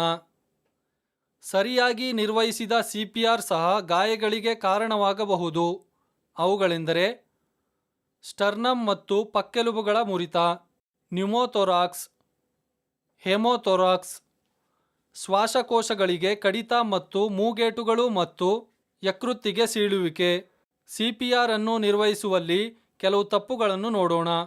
ಅದರಿಂದ ಉಂಟಾಗುವ ಫಲಿತಾಂಶವನ್ನು ವೀಕ್ಷಿಸಲು ನೀಡಲಾದ ಪ್ರತಿಯೊಂದು ಸಮಸ್ಯೆಯನ್ನು ಕ್ಲಿಕ್ ಮಾಡಿ. ರೋಗಿಯು ಗಟ್ಟಿಯಾದ ಮೇಲ್ಮೈಯಲ್ಲಿಲ್ಲದಿದ್ದಾಗ ಸಂಕೋಚನಗಳು ಪರಿಣಾಮ ಬೀರುವುದಿಲ್ಲ. ರೋಗಿಯು ಸಮತಲ ಸ್ಥಾನದಲ್ಲಿಲ್ಲದಿದ್ದಾಗ, ರೋಗಿಯ ತಲೆಯು ದೇಹದ ಉಳಿದ ಭಾಗಗಳಿಗಿಂತ ಎತ್ತರದಲ್ಲಿದ್ದರೆ ಮೆದುಳನ್ನು ತಲುಪಲು ಸಾಕಷ್ಟು ರಕ್ತದ ಹರಿವು ಸಾಧ್ಯವಾಗುವುದಿಲ್ಲ. ಹೆಡ್ ಟಿಲ್ಟ್ ಚಿನ್ ಲಿಫ್ಟ್ ಅಸಮರ್ಪಕವಾದರೆ ತೆರೆದ ವಾಯುಮಾರ್ಗವನ್ನು ಖಾತ್ರಿಪಡಿಸಲಾಗುವುದಿಲ್ಲ. ರೋಗಿಯ ಬಾಯಿ ಮತ್ತು ಮೂಗಿನ ಸುತ್ತ ಅಪೂರ್ಣ ಬಂಧನದಲ್ಲಿದ್ದರೆ ವಾತಾಯನವು ಪರಿಣಾಮಕಾರಿಯಾಗಿರುವುದಿಲ್ಲ. ಮೂಗಿನ ಹೊಳ್ಳೆಗಳು ಸಂಪೂರ್ಣವಾಗಿ ಸೆಟೆದುಕೊಂಡಿಲ್ಲ ಮತ್ತು ಬಾಯಿಯಿಂದ ಬಾಯಿಗೆ ಗಾಳಿಯ ಸಮಯದಲ್ಲಿ ರೋಗಿಯ ಬಾಯಿ ಸಂಪೂರ್ಣವಾಗಿ ತೆರೆದಿರುವುದಿಲ್ಲ. ವಾತಾಯನವು ಪರಿಣಾಮಕಾರಿಯಾಗಿರುವುದಿಲ್ಲ. ಕೈಗಳು ಸರಿಯಾದ ಸ್ಥಾನದಲ್ಲಿಲ್ಲ ಅಥವಾ ಸಂಕೋಚನವನ್ನು ತಪ್ಪಾಗಿ ಇರಿಸಲಾಗಿದೆ. ಮುರಿದ ಪಕ್ಕೆಲುಬುಗಳು, ಕಾಂಡ, ಸೀಳಿರುವ ಯಕೃತ್ತು, ಶ್ವಾಸಕೋಶಗಳು ಅಥವಾ ಪಕ್ಕೆಲುಬುಗಳ ಮುರಿತದ ಪರಿಣಾಮವಾಗಿ ಗಾಯಗೊಂಡ ಪ್ಲೇರಾ. ಸಂಕೋಚನಗಳು ತುಂಬ ಆಳವಾದ ಅಥವಾ ಸಾಕಷ್ಟು ಪ್ರಮಾಣದ ರಕ್ತವನ್ನು ಪಂಪ್ ಮಾಡಲಾಗುತ್ತದೆ. ಅಸಮರ್ಪಕ ಕಂಪ್ರೆಷನ್ ವಾತಾಯನ ರಕ್ತದ ಅಸಮರ್ಪಕ ಆಮ್ಲಜನೀಕರಣವಾಗಿರುತ್ತದೆ. ಆದ್ದರಿಂದ ಉಂಟಾಗುವ ಫಲಿತಾಂಶವನ್ನು ವೀಕ್ಷಿಸಲು ನೀಡಲಾದ ಪ್ರತಿಯೊಂದನ್ನು ಕ್ಲಿಕ್ ಮಾಡಿ. ಒಮ್ಮೆ ನೀವು CPR ಅನ್ನು ಪ್ರಾರಂಭಿಸಿದಾಗ ನಾಡಿ ಮತ್ತು ಉಸಿರಾಟವನ್ನು ಪರೀಕ್ಷಿಸಲು ಅಥವಾ ನಿಮ್ಮನ್ನು ಅಥವಾ ರೋಗಿಯನ್ನು ಮರುಸ್ಥಾಪಿಸಲು ನೀವು ಕೆಲವು ಸೆಕೆಂಡುಗಳಿಗಿಂತ ಹೆಚ್ಚು ಕಾಲ ಅಡ್ಡಿಪಡಿಸಬಾರದು. ಹೆಚ್ಚುವರಿಯಾಗಿ ನೀವು CPR ಅನ್ನು ಅಡ್ಡಿಪಡಿಸುತ್ತೀರಿ. ರೋಗಿಯನ್ನು ಸ್ಟ್ರೆಚರ್ಗೆ ಸರಿಸಿ. ರೋಗಿಯನ್ನು ಮೆಟ್ಟಿಲುಗಳ ಕೆಳಗೆ ಅಥವಾ ಹಜಾರದ ಮೂಲಕ ಸರಿಸಿ. ರೋಗಿಯನ್ನು ಆಂಬ್ಯುಲೆನ್ಸ್ಗೆ ಲೋಡ್ ಮಾಡುವುದು ಅಥವಾ ಇಳಿಸುವುದು. ACLS advance cardiac life support ಕ್ರಮಗಳನ್ನು ಪ್ರಾರಂಭಿಸಲು ಅನುಮತಿಸಲು ಮತ್ತು ದೈಹಿಕ ಬಳಲಿಕೆಯಿಂದ ಚೇತರಿಸಿಕೊಳ್ಳಿ. FBAO ಚರ್ಚಿಸುತ್ತೇವೆ. ವಿದೇಶಿ ದೇಹದ ವಾಯುಮಾರ್ಗ ಅಡಚಣೆ ಅಥವಾ FBAO ಎಂಬುದು ಆಹಾರ, ಮಣಿ ಅಥವಾ ಆಟಿಕೆಗಳಂತಹ ವಿದೇಶಿ ದೇಹದಿಂದ ಶ್ವಾಸಕೋಶಕ್ಕೆ ಉಸಿರಾಟದ ಕೊಳವೆಗಳ ಭಾಗಶಃ ಅಥವಾ ಸಂಪೂರ್ಣ ತಡೆಗಟ್ಟುವಿಕೆಯಾಗಿದೆ. ಉಸಿರಾಟದ ತೊಂದರೆಯು ಕೆಮ್ಮಿನೊಂದಿಗೆ ಹಠಾತ್ ಆಗಿರಬಹುದು. ಶ್ವಾಸನಾಳದ ಅಡಚಣೆಯ ಆರಂಭಿಕ ಹಂತದಲ್ಲಿ ಆಗಾಗ್ಗೆ ಆಂದೋಲನವಿದೆ. ಶ್ವಾಸನಾಳದ ಅಡಚಣೆಯ ಕಾರಣಗಳನ್ನು ನೋಡೋಣ. ಇವು ಹೀಗಿರಬಹುದು: ನಾಲಿಗೆ, ಎಪಿಗ್ಲೋಟಿಸ್, ವಿದೇಶಿ ದೇಹ, ಅಂಗಾಂಶ ಹಾನಿ ಅಥವಾ ಅನಾರೋಗ್ಯ. ಇನ್ನಷ್ಟು ತಿಳಿಯಲು ಪ್ರತಿಯೊಂದನ್ನು ಕ್ಲಿಕ್ ಮಾಡಿ. ನಾಲಿಗೆ ಹಿಂದಕ್ಕೆ ಬಿದ್ದು ಗಂಟಲನ್ನು ತಡೆಯುತ್ತದೆ. ಪ್ರಜ್ಞಾಹೀನ ರೋಗಿಗಳಲ್ಲಿ ಈ ಸಮಸ್ಯೆ ಸಾಮಾನ್ಯವಾಗಿದೆ. ರೋಗಿಗಳು ಬಲವಂತವಾಗಿ ಉಸಿರಾಡಲು ಪ್ರಯತ್ನಿಸಿದಾಗ ಎಪಿಗ್ಲೋಟಿಸ್ ಸಂಭವಿಸುತ್ತದೆ. ಇದು ಅಲರ್ಜಿಯಿಂದಲೂ ಉಂಟಾಗುತ್ತದೆ. ಆಹಾರ, ಮಂಜುಗಡ್ಡೆ, ಆಟಿಕೆಗಳು, ದಂತಗಳು, ವಾಂತಿ ಮತ್ತು ಗಂಟಲು ಅಥವಾ ಶ್ವಾಸನಾಳದ ಮೇಲಿನ ಭಾಗದಲ್ಲಿ ಉಳಿಯುವ ದ್ರವದಂತಹ ವಸ್ತುಗಳು ವಾಯುಮಾರ್ಗದ ಅಡಚಣೆಯನ್ನು ಉಂಟುಮಾಡಬಹುದು. ಕುತ್ತಿಗೆಗೆ ನುಗ್ಗುವ ಗಾಯ ಅಥವಾ ಬಿಸಿ ಗಾಳಿಯನ್ನು ಉಸಿರಾಡುವುದರಿಂದ ಅಂಗಾಂಶ ಹಾನಿ ಉಂಟಾಗುತ್ತದೆ. ಉಸಿರಾಟದ ಸೋಂಕುಗಳು ಮತ್ತು ಅಸ್ತಮಾ ಅಥವಾ ಹಠಾತ್ ಶಿಶುಮರಣ ಸಿಂಡ್ರೋಮ್ನಂತಹ ಕೆಲವು ದೀರ್ಘಕಾಲದ ಪರಿಸ್ಥಿತಿಗಳು ಅಂಗಾಂಶ ಉರಿಯೂತ ಅಥವಾ ಸ್ನಾಯು ಸೆಳೆತವನ್ನು ಉಂಟುಮಾಡಬಹುದು ಮತ್ತು ಶ್ವಾಸನಾಳಕ್ಕೆ ಅಡ್ಡಿಯಾಗಬಹುದು. ಯಶಸ್ವಿ ಚಿಕಿತ್ಸೆಯ ಕೀಲಿಯು ಆರಂಭಿಕ ಗುರುತಿಸುವಿಕೆಯಾಗಿದೆ. ಯಾವುದೇ ಸಂತ್ರಸ್ತರಲ್ಲಿ ಇದ್ದಕ್ಕಿದ್ದಂತೆ ಉಸಿರಾಟವನ್ನು ನಿಲ್ಲಿಸುವ, ಸೈನೋಟಿಕ್ ಆಗುವ ಅಥವಾ ಸ್ಪಷ್ಟವಾದ ಕಾರಣವಿಲ್ಲದೆ ಪ್ರಜ್ಞೆಯನ್ನು ಕಳೆದುಕೊಳ್ಳುವ ಯಾವುದೇ ಸಂತ್ರಸ್ತರಲ್ಲಿ FBAO ಅನ್ನು ಶಂಕಿಸಿ. FBAO 2 ವಿಧಗಳಿವೆ. ಅವು ಭಾಗಶಃ FBAO ಮತ್ತು ಸಂಪೂರ್ಣ FBAO. ಅದರ ಬಗ್ಗೆ ಇನ್ನಷ್ಟು ತಿಳಿದುಕೊಳ್ಳಲು ಪ್ರತಿಯೊಂದನ್ನು ಕ್ಲಿಕ್ ಮಾಡಿ. ಉಸಿರಾಟವನ್ನು ಸಂಪೂರ್ಣವಾಗಿ ನಿರ್ಬಂಧಿಸದ ಗಂಟಲಿನಲ್ಲಿ ಸಿಕ್ಕಿಬಿದ್ದ ವಸ್ತುವು ಭಾಗಶಃ FBAO ಆಗಿದೆ. ಭಾಗಶಃ ಅಡಚಣೆಯನ್ನು ಹೊಂದಿರುವ ರೋಗಿಯು ಸಾಕಷ್ಟು ಅಥವಾ ಕಳಪೆ ವಾಯು ವಿನಿಮಯವನ್ನು ಹೊಂದಿರಬಹುದು. ಸಾಕಷ್ಟು ವಾಯು ವಿನಿಮಯದೊಂದಿಗೆ ರೋಗಿಯು ಬಲವಾಗಿ ಕೆಮ್ಮಬಹುದು, ಆದರೂ ಕೆಮ್ಮುಗಳ ನಡುವೆ ಉಬ್ಬಸ ಇರಬಹುದು. ಶ್ವಾಸನಾಳವನ್ನು ತೆರವುಗೊಳಿಸಲು ರೋಗಿಯ ಪ್ರಯತ್ನದಲ್ಲಿ ಹಸ್ತಕ್ಷೇಪ ಮಾಡಬೇಡಿ. ಕಳಪೆ ವಾಯು ವಿನಿಮಯದೊಂದಿಗೆ ರೋಗಿಯು ದುರ್ಬಲ, ನಿಷ್ಪರಿಣಾಮಕಾರಿ ಕೆಮ್ಮು, ಉಸಿರಾಡುವ ಹೆಚ್ಚಿನ ಶಬ್ದವನ್ನು ಪ್ರದರ್ಶಿಸುತ್ತಾನೆ. ಉಸಿರಾಟದ ತೊಂದರೆ ಮತ್ತು ಸಂಭವನೀಯ ಸೈನೋಸಿಸ್ ಅನ್ನು ಹೆಚ್ಚಿಸುತ್ತದೆ. ಈ ಪರಿಸ್ಥಿತಿಯನ್ನು ಸಂಪೂರ್ಣ ವಾಯುಮಾರ್ಗದ ಅಡಚಣೆ ಎಂದು ಪರಿಗಣಿಸಿ. FBAO ಸಂದರ್ಭದಲ್ಲಿ ರೋಗಿಯು ಮಾತನಾಡಲು, ಉಸಿರಾಡಲು ಅಥವಾ ಕೆಮ್ಮಲು ಸಾಧ್ಯವಾಗುವುದಿಲ್ಲ. ರೋಗಿಯು ಹೆಬ್ಬೆರಳು ಮತ್ತು ಬೆರಳುಗಳಿಂದ ಕುತ್ತಿಗೆಯನ್ನು ಹಿಡಿಯಬಹುದು. ಈ ಗೆಸ್ಚರ್ ಅನ್ನು ಉಸಿರುಗಟ್ಟಿಸುವ ಸಾರ್ವತ್ರಿಕ ಚಿಹ್ನೆ ಎಂದು ಕರೆಯಲಾಗುತ್ತದೆ. ಗಾಳಿಯ ಚಲನೆಯು ಇರುವುದಿಲ್ಲ. ವಯಸ್ಕರಲ್ಲಿ FBAO ಅನ್ನು ಹೇಗೆ ನಿರ್ವಹಿಸುವುದು ಎಂದು ನಮಗೆ ತಿಳಿಸಿ. FBAO ಅನ್ನು ನಿವಾರಿಸಲು ಶಿಫಾರಸು ಮಾಡಲಾದ ವಿಧಾನವು ಕಿಬ್ಬೊಟ್ಟೆಯ ಒತ್ತಡವಾಗಿದೆ. ಇದನ್ನು ಹೈಮ್ಲಿಚ್ ಕುಶಲತೆ ಎಂದು ಕರೆಯುತ್ತಾರೆ. ಪ್ರತಿ ವ್ಯಕ್ತಿಯ ಒತ್ತಡವನ್ನು ಅಡಚಣೆಯನ್ನು ನಿವಾರಿಸುವ ಉದ್ದೇಶದಿಂದ ನಿರ್ವಹಿಸಬೇಕು. ಹಲವಾರು ಒತ್ತಡಗಳನ್ನು ನಿರ್ವಹಿಸಲು ಇದು ಅಗತ್ಯವಾಗಬಹುದು. ಈ ವಿಧಾನದಿಂದ ಆಂತರಿಕ ಅಂಗಗಳನ್ನು ಹಾನಿ ಮಾಡುವುದು ಸಾಧ್ಯ.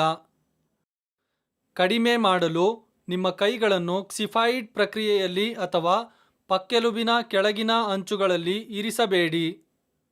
ನಿಮ್ಮ ಕೈಗಳು ಈ ಪ್ರದೇಶದ ಕೆಳಗೆ, ಆದರೆ ಒಕ್ಕಳಿನ ಮೇಲಿರಬೇಕು.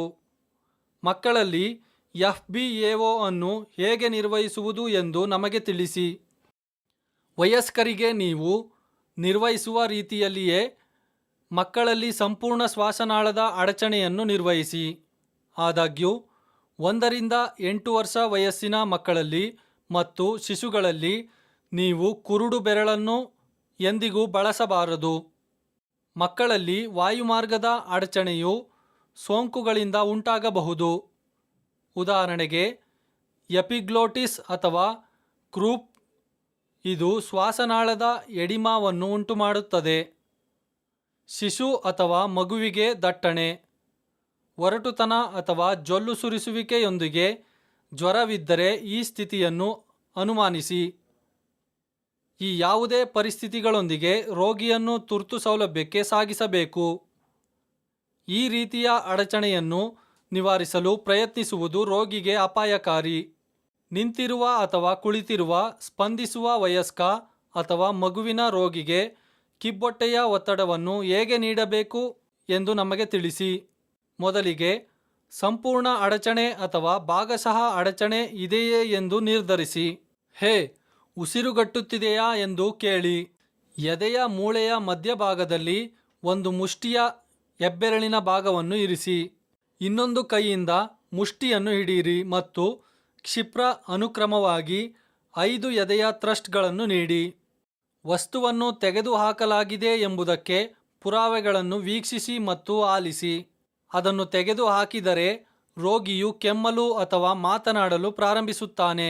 ರೋಗಿಯ ವಾಯುಮಾರ್ಗವು ಅಡಚಣೆಯಾಗದಿದ್ದರೆ ವಾಯುಮಾರ್ಗವನ್ನು ತೆರವುಗೊಳಿಸುವವರೆಗೆ ಅಥವಾ ರೋಗಿಯು ಸ್ಪಂದಿಸುವಿಕೆಯನ್ನು ಕಳೆದುಕೊಳ್ಳುವವರೆಗೆ ಒತ್ತಡವನ್ನು ಪುನರಾವರ್ತಿಸಿ. ನೀವು ವಾಯುಮಾರ್ಗದ ಅಡಚಣೆಯನ್ನು ತೆರವುಗೊಳಿಸುವ ಮೊದಲು ರೋಗಿಯು ಪ್ರತಿಕ್ರಿಯಿಸದಿದ್ದರೆ EMSಗೆ ಕರೆ ಮಾಡಲು ಮತ್ತು CPR ಅನ್ನು ಪ್ರಾರಂಭಿಸಲು ಯಾರಿಗಾದರೂ ನಿರ್ದೇಶಿಸಿ. ನಿಂತಿರುವ ಅಥವಾ ಕುಳಿತಿರುವ ಪ್ರತಿಕ್ರಿಯಿಸದ ವಯಸ್ಕ ಅಥವಾ ಮಗುವಿನ ರೋಗಿಗೆ ಕಿಬ್ಬೊಟ್ಟೆಯ ಒತ್ತಡವನ್ನು ಹೇಗೆ ನೀಡಬೇಕೆಂದು ನಾವು ಈಗ ಕಲಿಯೋಣ. ಮೊದಲಿಗೆ ಸೂಕ್ತವಾದ BSI ಮುನ್ನೆಚ್ಚರಿಕೆಗಳನ್ನು ತೆಗೆದುಕೊಳ್ಳಿ. ರೋಗಿಯು ಮಲಗಿರುವಾಗ, ಅಂದರೆ ಅಂಗಾತ ಸ್ಥಾನ, ಟ್ಯಾಪ್ ಮಾಡಿ ಮತ್ತು ಸ್ಪಂದಿಸುವಿಕೆಯನ್ನು ನಿರ್ಣಯಿಸಲು ಕೂಗು. ಪ್ರತಿಕ್ರಿಯಿಸದಿದ್ದರೆ EMS ಅನ್ನು ಎಚ್ಚರಿಸಿ. ವಾಯು ವಿನಿಮಯಕ್ಕಾಗಿ ನೋಡುವ, ಕೇಳುವ ಮತ್ತು ಅನುಭವಿಸುವ ಮೂಲಕ ಉಸಿರಾಟದ ಪರಿಸ್ಥಿತಿಯನ್ನು ನಿರ್ಣಯಿಸಿ. ಉಸಿರಾಟವು ಇಲ್ಲದಿದ್ದರೆ ಅಥವಾ ಉಸಿರುಗಟ್ಟುವಿಕೆ ಮಾತ್ರ ಇದ್ದರೆ ಶೀರ್ಷಧಮನಿ ನಾಡಿಯನ್ನು ನಿರ್ಣಯಿಸಿ.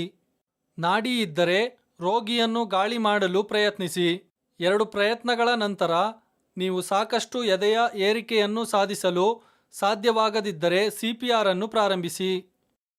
ಗರ್ಭಿಣಿ ಅಥವಾ ಸ್ಥೂಲಕಾಯದ ಸ್ಪಂದಿಸುವ ವಯಸ್ಕರಿಗೆ ಎದೆಯ ಒತ್ತಡವನ್ನು ರೋಗಿಯ ನಿಂತಿರುವ ಅಥವಾ ಕುಳಿತುಕೊಳ್ಳುವ ಮೂಲಕ ಅನ್ವಯಿಸಬಹುದು. ಎದೆಯ ಒತ್ತಡವನ್ನು ಗರ್ಭಾವಸ್ಥೆಯ ಕೊನೆಯ ಹಂತಗಳಲ್ಲಿ ಅಥವಾ ಗಮನಾರ್ಹವಾಗಿ ಬೊಜ್ಜು ಹೊಂದಿರುವ ರೋಗಿಗಳಿಗೆ ಮಾತ್ರ ಬಳಸಬೇಕು. ಕಿಬ್ಬೊಟ್ಟೆಯ ಒತ್ತಡವನ್ನು ಪರಿಣಾಮಕಾರಿಯಾಗಿ ಅನ್ವಯಿಸಲು ಸಾಧ್ಯವಾಗದಿದ್ದಾಗ, ಆದ್ದರಿಂದ ಗರ್ಭಿಣಿಯರು ಮತ್ತು ದಪ್ಪ ವ್ಯಕ್ತಿಗಳಿಗೆ ಎದೆಯ ಥ್ರಸ್ಟ್ಗಳನ್ನು ಬಳಸಿ. ಅಲ್ಲದೆ ಪ್ರತಿಕ್ರಿಯಿಸದ ವಯಸ್ಕರಿಗೆ ಬಳಸುವ ಅದೇ ವಿಧಾನವನ್ನು ಪ್ರತಿಕ್ರಿಯಿಸದ ನಂತರ ಅನುಸರಿಸಲಾಗುತ್ತದೆ. ಶಿಶುಗಳಲ್ಲಿ FBAO ಅನ್ನು ಹೇಗೆ ನಿರ್ವಹಿಸುವುದು ಎಂದು ಈಗ ನೋಡೋಣ. ಬಾಯಿ ಮುಚ್ಚುವುದು, ಕೆಮ್ಮುವುದು ಅಥವಾ ಉಬ್ಬಸಕ್ಕೆ ಸಂಬಂಧಿಸಿದ ಉಸಿರಾಟದ ತೊಂದರೆಯ ಹಠಾತ್ ಆಕ್ರಮಣವನ್ನು ಪ್ರದರ್ಶಿಸುವ ಶಿಶುಗಳಲ್ಲಿ ವಿದೇಶಿ ದೇಹದ ವಾಯುಮಾರ್ಗದ ಅಡಚಣೆಯನ್ನು ಯಾವಾಗಲೂ ಅನುಮಾನಿಸಿ. ಇನ್ನಷ್ಟು ತಿಳಿಯಲು ಪ್ರತಿ ಟ್ಯಾಬ್ ಅನ್ನು ಕ್ಲಿಕ್ ಮಾಡಿ. ಕಳಪೆ ವಾಯು ವಿನಿಮಯದೊಂದಿಗೆ ಶಿಶು ಸಂಪೂರ್ಣ ಅಡಚಣೆ ಅಥವಾ ಭಾಗಶಃ ಅಡಚಣೆಯನ್ನು ಹೊಂದಿದ್ದರೆ ಮಾತ್ರ ಈ ಕೆಳಗಿನ ವಿಧಾನವನ್ನು ನಿರ್ವಹಿಸಿ ಮತ್ತು ನೀವು ವಿದೇಶಿ ವಸ್ತುವನ್ನು ಅನುಮಾನಿಸಿದರೆ ಮಾತ್ರ. ಸೂಕ್ತವಾದ BSI ಅನ್ನು ತೆಗೆದುಕೊಳ್ಳಿ, ಅಂದರೆ ದೇಹ ಪದಾರ್ಥಗಳ ಪ್ರತ್ಯೇಕತೆಯ ಮುನ್ನೆಚ್ಚರಿಕೆಗಳನ್ನು ತೆಗೆದುಕೊಳ್ಳಿ. 2 ತೋಳುಗಳ ಮುಂದೋಳುಗಳ ನಡುವೆ ಮಗುವನ್ನು ಎತ್ತಿ ಮತ್ತು ಬೆಂಬಲಿಸಿ. ಭುಜದ ಬ್ಲೇಡ್ಗಳ ನಡುವೆ 5 ಬ್ಯಾಕ್ ಹೊಡೆತಗಳನ್ನು ತ್ವರಿತವಾಗಿ ತಲುಪಿಸಿ. ಇದು ವಸ್ತುವನ್ನು ಹೊರಹಾಕಲು ವಿಫಲವಾದರೆ ಮುಂದಿನ ಹಂತಕ್ಕೆ ಮುಂದುವರಿಯಿರಿ. ಶಿಶುವನ್ನು ಹಿಂಭಾಗಕ್ಕೆ ತಿರುಗಿಸಿ, ತಲೆಯನ್ನು ಕೆಳಕ್ಕೆ ಇರಿಸಿ ಮತ್ತು ನಿಮ್ಮ ಮುಂದೋಳನ್ನು ಬೆಂಬಲಿಸಲು ನಿಮ್ಮ ತೊಡೆಯನ್ನು ಬಳಸಿ. ಕಂಪ್ರೆಷನ್ ಸೈಟ್ ಅನ್ನು ಪತ್ತೆ ಮಾಡಿ ಮತ್ತು 5 ಎದೆಯ ಥ್ರಸ್ಟ್ಗಳನ್ನು ತಲುಪಿಸಿ. ವಸ್ತುವನ್ನು ಹೊರಹಾಕುವವರೆಗೆ ಅಥವಾ ಶಿಶುವು ಸ್ಪಂದಿಸುವ ಸಾಮರ್ಥ್ಯವನ್ನು ಕಳೆದುಕೊಳ್ಳುವವರೆಗೆ ಬೆನ್ನು ಚಪ್ಪರಗಳು ಮತ್ತು ಎದೆಯ ಥ್ರಸ್ಟ್ಗಳ ಈ ಅನುಕ್ರಮವನ್ನು ಮುಂದುವರಿಸಿ. ನೀವು ವಸ್ತುವನ್ನು ಹೊರಹಾಕುವ ಮೊದಲು ಶಿಶು ಪ್ರತಿಕ್ರಿಯಿಸದಿದ್ದರೆ CPR ಅನ್ನು ಪ್ರಾರಂಭಿಸಿ. ಪ್ರತಿಕ್ರಿಯಿಸದ ಶಿಶುಗಳ ಸಂದರ್ಭದಲ್ಲಿ ಸೂಕ್ತ BSI ಮುನ್ನೆಚ್ಚರಿಕೆಗಳನ್ನು ತೆಗೆದುಕೊಳ್ಳಿ. ಶಿಶುವು ಪ್ರತಿಕ್ರಿಯಿಸದಿದ್ದರೆ ಮತ್ತು ಉಸಿರಾಟವು ಗೈರು ಹಾಜರಾಗಿದ್ದರೆ ಅಥವಾ ಕೇವಲ ಉಸಿರುಗಟ್ಟುವಿಕೆ ಇದ್ದರೆ EMSಗೆ ಎಚ್ಚರಿಕೆ ನೀಡಿ. ಯಾವುದೇ ನಾಡಿ ಇಲ್ಲದಿದ್ದರೆ ಎದೆಯ ಸಂಕೋಚನದೊಂದಿಗೆ CPR ಅನ್ನು ಪ್ರಾರಂಭಿಸಿ. ನಾಡಿ ಇದ್ದರೆ ಗಾಳಿ ಮಾಡಲು ಪ್ರಯತ್ನಿಸಿ. 2 ಪ್ರಯತ್ನಗಳ ನಂತರ ನೀವು ಸಾಕಷ್ಟು ಎದೆಯ ಏರಿಕೆಯನ್ನು ಸಾಧಿಸಲು ಸಾಧ್ಯವಾಗದಿದ್ದರೆ CPR ಅನ್ನು ಪ್ರಾರಂಭಿಸಿ. ಬದುಕುಳಿಯುವಿಕೆಯ ಸರಪಳಿಯು ಎಲ್ಲ ಲಿಂಕ್ಗಳನ್ನು ಒಟ್ಟುಗೂಡಿಸಿದ ನಂತರ ರೋಗಿಯ ಬದುಕುಳಿಯುವ ಅವಕಾಶವನ್ನು ಹೆಚ್ಚಿಸುವ ಲಿಂಕ್ಗಳನ್ನು ಸೂಚಿಸುತ್ತದೆ. ಕಾರ್ಡಿಯೋಪಲ್ಮನರಿ ಪುನರುಜ್ಜೀವನ ಅಥವಾ CPR ಹೃದಯ ಸ್ತಂಭನದಲ್ಲಿ ಬಲಿಯಾದವರ ಜೀವಗಳನ್ನು ಉಳಿಸಬಹುದು. ಹೃದಯಾಘಾತದ ಸಂತ್ರಸ್ತರಲ್ಲಿ 2/3 ಹೃದಯ ಕಾಯಿಲೆಯಿಂದಾಗಿ ಆಸ್ಪತ್ರೆಯ ಹೊರಗೆ ಸಾಯುತ್ತಾರೆ.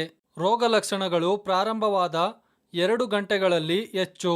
ಹೃದಯಾಘಾತಕ್ಕೆ ಬಲಿಯಾದವರ ಜೀವವನ್ನು ಉಳಿಸಲು CPR ಸಾಕಾಗುವುದಿಲ್ಲವಾದರೂ ಇದು ಬದುಕುಳಿಯುವ ಸರಪಳಿಯಲ್ಲಿ ಪ್ರಮುಖ ಕೊಂಡಿಯಾಗಿದೆ. ಆಸ್ಪತ್ರೆಯಿಂದ ಹೊರಗಿರುವ ವಯಸ್ಕರಲ್ಲಿ 5 ಲಿಂಕ್ಗಳು ಸರ್ವೈವಲ್ ಚೈನ್, ಹೃದಯ ಸ್ತಂಭನದ ಗುರುತಿಸುವಿಕೆ ಮತ್ತು ತುರ್ತು ಪ್ರತಿಕ್ರಿಯೆ ವ್ಯವಸ್ಥೆಯ ಸಕ್ರಿಯಗೊಳಿಸುವಿಕೆ. ಎದೆಯ ಸಂಕೋಚನದ ಮೇಲೆ ಒತ್ತು ನೀಡುವ ಆರಂಭಿಕ CPR, ಕ್ಷಿಪ್ರ ಡಿಫಿಬ್ರಿಲೇಷನ್, ಮೂಲಭೂತ ಮತ್ತು ಸುಧಾರಿತ ತುರ್ತು ವೈದ್ಯಕೀಯ ಸೇವೆಗಳು, ಸುಧಾರಿತ ಜೀವನ ಬೆಂಬಲ ಮತ್ತು ನಂತರದ ಹೃದಯ ಸ್ತಂಭನ ಆರೈಕೆ. ಬದುಕುಳಿಯುವಿಕೆಯ ಬಲವಾದ ಸರಪಳಿಯು ಹೃದಯ ಸ್ತಂಭನದ ಸಂತ್ರಸ್ತರಿಗೆ ಬದುಕುಳಿಯುವ ಮತ್ತು ಚೇತರಿಕೆಯ ಸಾಧ್ಯತೆಗಳನ್ನು ಸುಧಾರಿಸುತ್ತದೆ. ಈ ಮಧ್ಯಸ್ಥಿಕೆಗಳ ಅಗತ್ಯವು ಹೃದ್ರೋಗದ ಬಲಿಪಶುಗಳಿಗೆ ಸೀಮಿತವಾಗಿರಬಾರದು. ಮುಳುಗುವಿಕೆ, ಆಘಾತ, ವಿದ್ಯುದಾಘಾತ, ಉಸಿರುಗಟ್ಟುವಿಕೆ, ವಾಯುಮಾರ್ಗದ ಅಡಚಣೆ, ಅಲರ್ಜಿಯ ಪ್ರತಿಕ್ರಿಯೆ ಇತ್ಯಾದಿಗಳ ಅನೇಕ ಸಂತ್ರಸ್ತರನ್ನು ತ್ವರಿತ ಮಧ್ಯಸ್ಥಿಕೆಗಳಿಂದ ಉಳಿಸಬಹುದು. ಹೃದಯಾಘಾತದ ಅಪಾಯದ ಅಂಶಗಳನ್ನು ಚರ್ಚಿಸೋಣ. ನಡವಳಿಕೆಗಳು ಮತ್ತು ರಕ್ತನಾಳದ ಕಾಯಿಲೆಯ ಬೆಳವಣಿಗೆಯ ನಡುವೆ ಸಂಬಂಧವು ಅಸ್ತಿತ್ವದಲ್ಲಿದೆ ಎಂದು ಕಂಡುಬಂದಿದೆ. ಈ ಸಂಘಗಳ ಅರಿವು ಮೂಡಿಸಲು ಅಪಾಯಕಾರಿ ಅಂಶಗಳ ಪರಿಕಲ್ಪನೆಯನ್ನು ಅಭಿವೃದ್ಧಿಪಡಿಸಲಾಗಿದೆ. ಇನ್ನಷ್ಟು ತಿಳಿಯಲು ಪ್ರತಿಯೊಂದನ್ನು ಕ್ಲಿಕ್ ಮಾಡಿ. ಕುಟುಂಬದ ಇತಿಹಾಸ, ಲೈಂಗಿಕತೆ, ಜನಾಂಗೀಯ ಹಿನ್ನೆಲೆ, ವಯಸ್ಸು, ಧೂಮಪಾನ, ಅಧಿಕ ರಕ್ತದೊತ್ತಡ, ಅಧಿಕ ಕೊಲೆಸ್ಟ್ರಾಲ್, ದೈಹಿಕ ಚಟುವಟಿಕೆ, ಬೊಜ್ಜು, ಮಧುಮೇಹ, ಅತಿಯಾದ ಒತ್ತಡ. ಅಪಾಯಕಾರಿ ಅಂಶಗಳ ಹರಡುವಿಕೆ ಹೆಚ್ಚಾದಷ್ಟು ಹೃದ್ರೋಗ ಅಥವಾ ಇತರ ರಕ್ತನಾಳಗಳ ಕಾಯಿಲೆಯ ಸಾಧ್ಯತೆ ಹೆಚ್ಚು. ನಾವು ಹೃದಯ ಮತ್ತು ಶ್ವಾಸಕೋಶದ ಕಾರ್ಯ ಮತ್ತು ಅಂಗರಚನಾಶಾಸ್ತ್ರವನ್ನು ಚರ್ಚಿಸೋಣ. ಹೃದಯ ರಕ್ತನಾಳದ ವ್ಯವಸ್ಥೆಯು ಹೃದಯ, ರಕ್ತ, ಅಪಧಮನಿಗಳು, ಕ್ಯಾಪಿಲರಿಗಳು ಮತ್ತು ರಕ್ತನಾಳಗಳನ್ನು ಒಳಗೊಂಡಿದೆ. ಹೃದಯವು ಸ್ನಾಯುವಿನ ಅಂಗವಾಗಿದೆ. ಸರಿಸುಮಾರು ಮುಷ್ಟಿಯ ಗಾತ್ರ ಮತ್ತು ಎದೆಗೂಡಿನ ಹಿಂಭಾಗದಲ್ಲಿ ಎದೆಗೂಡಿನ ಮತ್ತು ಶ್ವಾಸಕೋಶದ ನಡುವೆ ಇದೆ. ಪರಿಧಮನೀಯ ಅಪಧಮನಿಗಳು ಹೃದಯ ಸ್ನಾಯುಗಳಿಗೆ ರಕ್ತವನ್ನು ಪೂರೈಸುವ ವಿಶೇಷ ಅಪಧಮನಿಗಳಾಗಿವೆ. ಹೃದಯವು ರಕ್ತವನ್ನು ಪಂಪ್ ಮಾಡುತ್ತದೆ, ಶ್ವಾಸಕೋಶದಿಂದ ಆಮ್ಲಜನಕಯುಕ್ತ ರಕ್ತವನ್ನು ಸ್ವೀಕರಿಸುತ್ತದೆ ಮತ್ತು ಅಪಧಮನಿಗಳ ಮೂಲಕ ದೇಹಕ್ಕೆ ಕಳುಹಿಸುತ್ತದೆ. ಇದು ರಕ್ತನಾಳಗಳಿಂದ ಆಮ್ಲಜನಕ ರಹಿತ ರಕ್ತವನ್ನು ಸಹ ಪಡೆಯುತ್ತದೆ. ಆಮ್ಲಜನಕವನ್ನು ಶ್ವಾಸಕೋಶಕ್ಕೆ ಪಂಪ್ ಮಾಡುತ್ತದೆ. ಏಕಮುಖ ಕವಾಟಗಳು ರಕ್ತದ ಹರಿವಿನ ದಿಕ್ಕನ್ನು ನಿರ್ವಹಿಸುತ್ತವೆ ಮತ್ತು ಹಿಮ್ಮುಖ ಹರಿವನ್ನು ತಡೆಯುತ್ತವೆ.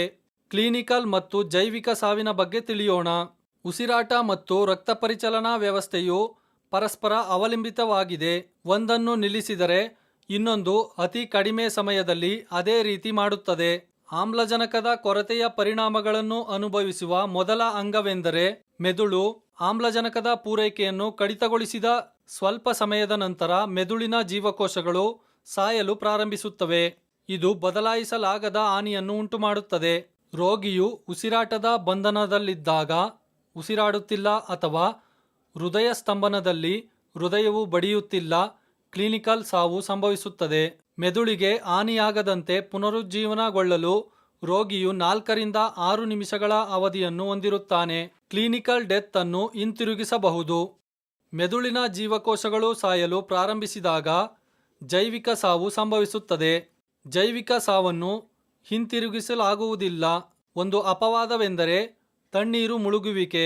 ತಣ್ಣೀರು ಮುಳುಗಿದ ನಂತರ 1 ಗಂಟೆ ಅಥವಾ ಅರ್ಧಕ್ಕಿಂತ ಹೆಚ್ಚು ಸಮಯದ ನಂತರ ಪುನರುಜ್ಜೀವನಗೊಂಡ ವ್ಯಕ್ತಿಗಳ ಪ್ರಕರಣಗಳಿವೆ. ತಂಪಾದ ವಾತಾವರಣದಲ್ಲಿ ಸಂತ್ರಸ್ತರ ದೇಹವು ಬೆಚ್ಚಗಾಗುವವರೆಗೆ ವ್ಯಕ್ತಿಯನ್ನು ಸತ್ತ ಎಂದು ಪರಿಗಣಿಸಬಾರದು. ಕೆಲವು ಸಾವಿನ ಚಿಹ್ನೆಗಳನ್ನು ಚರ್ಚಿಸೋಣ. 3 ಪ್ರಮುಖ ಚಿಹ್ನೆಗಳು ಲಿವಿಡಿಟಿ, ರಿಗರ್ ಮೋರ್ಟಿಸ್ ಮತ್ತು ವಿಭಜನೆ. ಇವುಗಳನ್ನು ನಾವು ವಿವರವಾಗಿ ಚರ್ಚಿಸೋಣ. ಲಿವಿಡಿಟಿ ಎಂದರೆ ದೇಹದ ಕೆಳಗಿನ ಭಾಗಗಳಲ್ಲಿ ರಕ್ತದ ಶೇಖರಣೆ. ನೇರಳೆ ಬಣ್ಣದಿಂದ ನೀಲಿ ಬಣ್ಣದಂತೆ ತೋರಿಸುತ್ತದೆ. ಮರಣದ ಕೆಲವು ಗಂಟೆಗಳ ನಂತರ ಗುರುತ್ವಾಕರ್ಷಣೆಯ ಕಾರಣದಿಂದಾಗಿ ರಕ್ತವು ದೇಹದ ಕೆಳಭಾಗದಲ್ಲಿ ನೆಲೆಗೊಳ್ಳುತ್ತದೆ. ರಿಗರ್ ಮೋರ್ಟಿಸ್ ಎಂದರೆ ಸಾಮಾನ್ಯವಾಗಿ 4 ರಿಂದ 10 ಗಂಟೆಗಳ ಒಳಗೆ ಸಾವಿನ ನಂತರ ಸಂಭವಿಸುವ ದೇಹ ಮತ್ತು ಅಂಗಗಳನ್ನು ಗಟ್ಟಿಗೊಳಿಸುವುದು. ಕೊಳೆಯುತ್ತಿರುವ ದೇಹವು ಯಾವಾಗಲೂ ವಾಸನೆಯನ್ನು ಉಂಟುಮಾಡುತ್ತದೆ. ವಿಭಜನೆಯ ದರವು ಹಲವಾರು ಅಂಶಗಳ ಮೇಲೆ ಅವಲಂಬಿತವಾಗಿದೆ. ಪ್ರಾಥಮಿಕವಾಗಿ ಸುತ್ತುವರಿದ ತಾಪಮಾನ, ಮಾರಣಾಂತಿಕ ಗಾಯಗಳಾದ ಶಿರಶ್ಛೇದ, ಛೇದನ, ದಹನ, ತೀವ್ರವಾಗಿ ನಜ್ಜುಗುಜ್ಜಾದ ಗಾಯಗಳು ಇತ್ಯಾದಿಗಳು ಸಾವಿನ ಇತರ ಚಿಹ್ನೆಗಳು. ಒಬ್ಬ ವ್ಯಕ್ತಿಯನ್ನು ಅಧಿಕೃತವಾಗಿ ಸತ್ತ ಎಂದು ವೈದ್ಯರು ಮಾತ್ರ ಘೋಷಿಸಬಹುದು. ಸ್ವಯಂಚಾಲಿತ ಬಾಹ್ಯ ಡಿಫಿಬ್ರಿಲೇಷನ್ ಅಥವಾ ಎಇಡಿ ಅನ್ನು ಚರ್ಚಿಸೋಣ.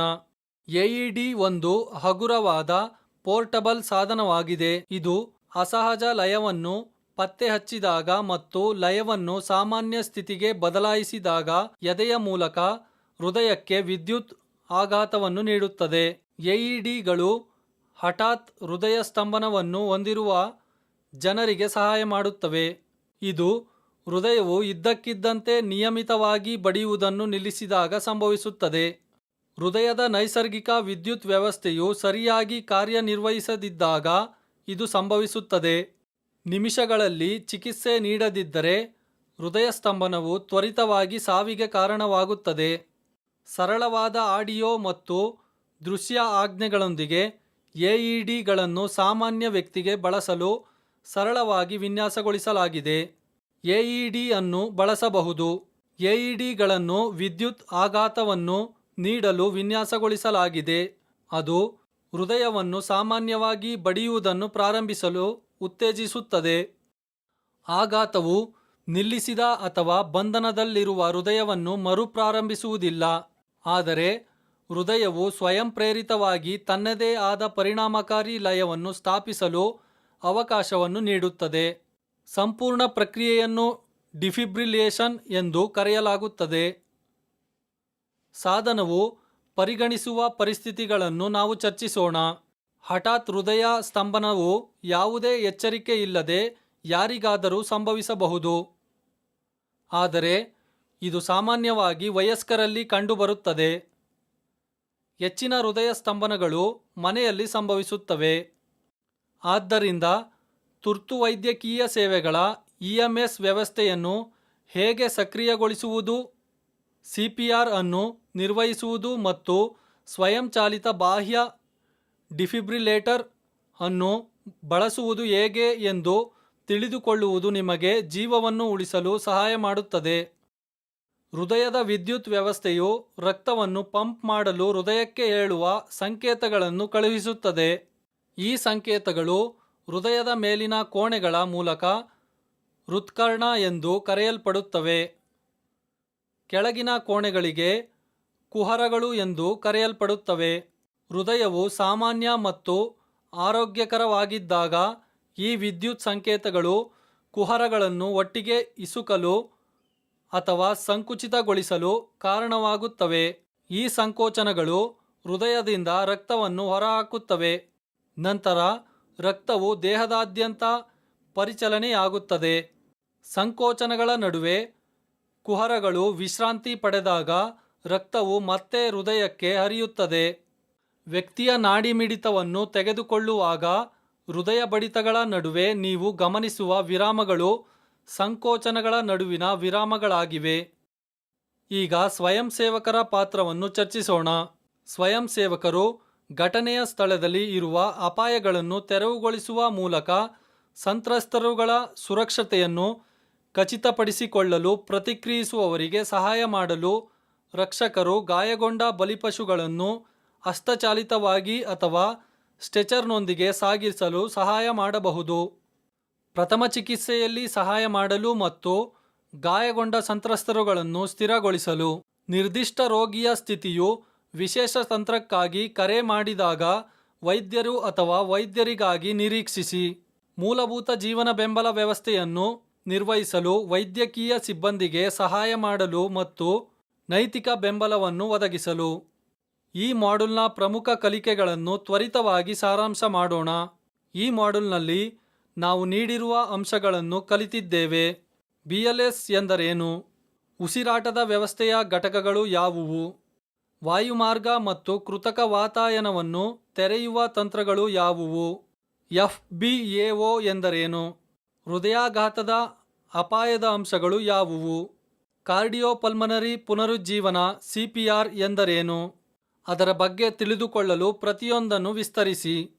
ಬಿಎಲ್ಎಸ್ ಎಂದರೆ ಬೇಸಿಕ್ ಲೈಫ್ ಸಪೋರ್ಟ್ ಮತ್ತು ಸಿಪಿಆರ್ ಎಂದರೆ ಹೃದಯ ಶ್ವಾಸಕೋಶದ ಪುನರುಜ್ಜೀವನ, ಅಂದರೆ ಮೆದುಳಿನ ಕೋಶಗಳಿಗೆ ಬದಲಾಯಿಸಲಾಗದ ಹಾನಿಯಿಂದ ಸಂತ್ರಸ್ತರನ್ನು ಉಳಿಸಲು ಮೆದುಳಿನ ಕೋಶಗಳನ್ನು ಬದುಕಲು. ಬಿಎಲ್ಎಸ್ ಒಂದು ಮಟ್ಟದ ವೈದ್ಯಕೀಯ ಆರೈಕೆಯಾಗಿದ್ದು, ಅವರು ಆಸ್ಪತ್ರೆಯಲ್ಲಿ ಸಂಪೂರ್ಣ ವೈದ್ಯಕೀಯ ಆರೈಕೆಯನ್ನು ನೀಡುವವರೆಗೆ ಮಾರಣಾಂತಿಕ ಕಾಯಿಲೆಗಳು ಅಥವಾ ಗಾಯಗಳಿಗೆ ಬಲಿಯಾದವರಿಗೆ ಬಳಸಲಾಗುತ್ತದೆ.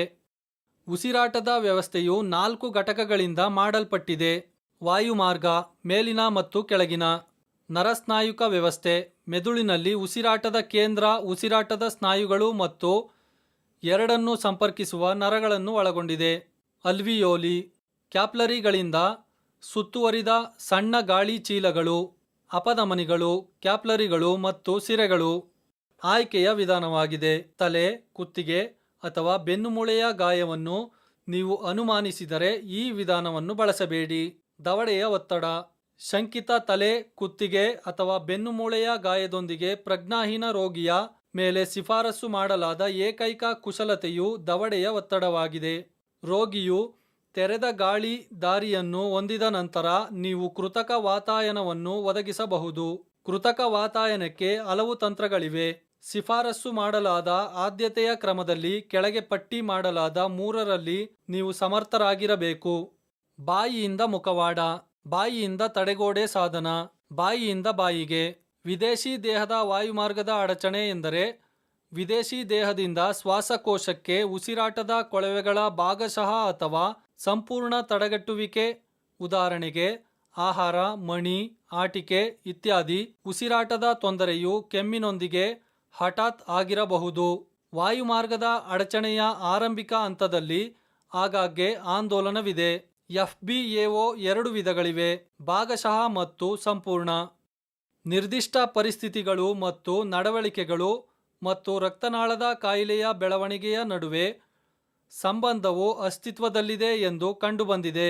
ಈ ಸಂಘಗಳ ಬಗ್ಗೆ ಅರಿವು ಮೂಡಿಸಲು ಅಪಾಯಕಾರಿ ಅಂಶಗಳ ಪರಿಕಲ್ಪನೆಯನ್ನು ಅಭಿವೃದ್ಧಿಪಡಿಸಲಾಗಿದೆ.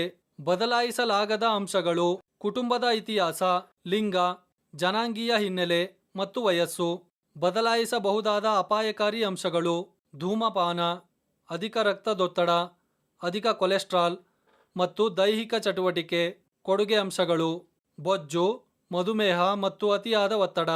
ಉಸಿರಾಟದ ಬಂಧನದ ಸಮಯದಲ್ಲಿ ಹೃದಯವು ಹಲವಾರು ನಿಮಿಷಗಳ ಕಾಲ ಪಂಪ್ ಮಾಡುವುದನ್ನು ಮುಂದುವರಿಸಬಹುದು ಮತ್ತು ಆಮ್ಲಜನಕವನ್ನು ಪರಿಚಲನೆ ಮಾಡಬಹುದು. ಆರಂಭಿಕ ಹಸ್ತಕ್ಷೇಪವಿಲ್ಲದೆ ಉಸಿರಾಟದ ಬಂಧನವು ಹೃದಯ ಸ್ತಂಭನಕ್ಕೆ ಕಾರಣವಾಗಬಹುದು. ಒಮ್ಮೆ ಹೃದಯ ಸ್ತಂಭನ ಸಂಭವಿಸಿದಲ್ಲಿ ರಕ್ತ ಪರಿಚಲನೆ ಸ್ಥಗಿತಗೊಳ್ಳುತ್ತದೆ ಮತ್ತು ಪ್ರಮುಖ ಅಂಗಗಳು ಆಮ್ಲಜನಕದಿಂದ ವಂಚಿತವಾಗುತ್ತವೆ. ಉಸಿರಾಟ ಮತ್ತು ಹೃದಯ ಸ್ತಂಭನವು ಒಟ್ಟಿಗೆ ಸಂಭವಿಸಿದಾಗ ರೋಗಿಯನ್ನು ಪ್ರಾಯೋಗಿಕವಾಗಿ ಸತ್ತ ಎಂದು ಪರಿಗಣಿಸಲಾಗುತ್ತದೆ. 4ರಿಂದ 6 ನಿಮಿಷಗಳಲ್ಲಿ ಮೆದುಳಿನ ಹಾನಿ ಪ್ರಾರಂಭವಾಗುತ್ತದೆ ಮತ್ತು 8ರಿಂದ 10 ನಿಮಿಷಗಳಲ್ಲಿ ಹಾನಿಯನ್ನು ಬದಲಾಯಿಸಲಾಗುವುದಿಲ್ಲ. CPR ಎದೆಯ ಸಂಕೋಚನ ಮತ್ತು ಕೃತಕ ವಾತಾಯನ ಸಂಯೋಜನೆಯನ್ನು ಒಳಗೊಂಡಿರುತ್ತದೆ ಮತ್ತು ವ್ಯಕ್ತಿಯ ಹೃದಯ ಮತ್ತು ಶ್ವಾಸಕೋಶವನ್ನು ಯಾಂತ್ರಿಕವಾಗಿ ಕೆಲಸ ಮಾಡುವ ಮೂಲಕ ವ್ಯಕ್ತಿಯನ್ನು ಪುನರುಜ್ಜೀವನಗೊಳಿಸಲು ಮತ್ತು ಜೈವಿಕ ಸಾವನ್ನು ತಡೆಯಲು ವಿನ್ಯಾಸಗೊಳಿಸಲಾಗಿದೆ. ಈಗ ವಿಷಯದ ಬಗ್ಗೆ ನಿಮ್ಮ ತಿಳುವಳಿಕೆಯನ್ನು ಪರಿಶೀಲಿಸುವ ಸಮಯ. ಇದು ಮೌಲ್ಯಮಾಪನ ವ್ಯಾಯಾಮ. ಪ್ರತಿಯೊಂದು ಪ್ರಶ್ನೆಗೆ ಸಮಾನ ಅಂಕ ಹೊಂದಿರುತ್ತದೆ. ಪರೀಕ್ಷೆಯಲ್ಲಿ ಉತ್ತೀರ್ಣರಾಗಲು ನೀವು ಕನಿಷ್ಠ 60% ಅಂಕಗಳನ್ನು ಗಳಿಸಬೇಕು. ಪ್ರಶ್ನೆಗಳನ್ನು ಎಚ್ಚರಿಕೆಯಿಂದ ಓದಿ ಮತ್ತು ಸೂಕ್ತವಾದ ಆಯ್ಕೆಗಳನ್ನು ಆರಿಸಿ. ಅಭಿನಂದನೆಗಳು, ನೀವು ಮೂಲಭೂತ ಜೀವನ ಬೆಂಬಲದಲ್ಲಿ ಮಾಡ್ಯೂಲ್ ಅನ್ನು ಯಶಸ್ವಿಯಾಗಿ ಪೂರ್ಣಗೊಳಿಸಿದ್ದೀರಿ. ನೀವು ಹಿಂತಿರುಗಿ ಮತ್ತು ನಿಮಗೆ ಖಚಿತವಾಗಿರದ ಯಾವುದನ್ನಾದರೂ ಪರಿಶೀಲಿಸಬಹುದು. ಬೇಸಿಕ್ ಲೈಫ್ ಸಪೋರ್ಟ್ ಮಾಡ್ಯೂಲ್ನಲ್ಲಿ ಪ್ರಮಾಣೀಕರಿಸಲು ನೀವು ಅಂತಿಮ ಮೌಲ್ಯಮಾಪನ ಪರೀಕ್ಷೆಯ ಮೂಲಕ ಹೋಗಬೇಕಾಗುತ್ತದೆ. LMSಗೆ ಹಿಂತಿರುಗಲು ವಿಂಡೋವನ್ನು ಮುಚ್ಚಿ.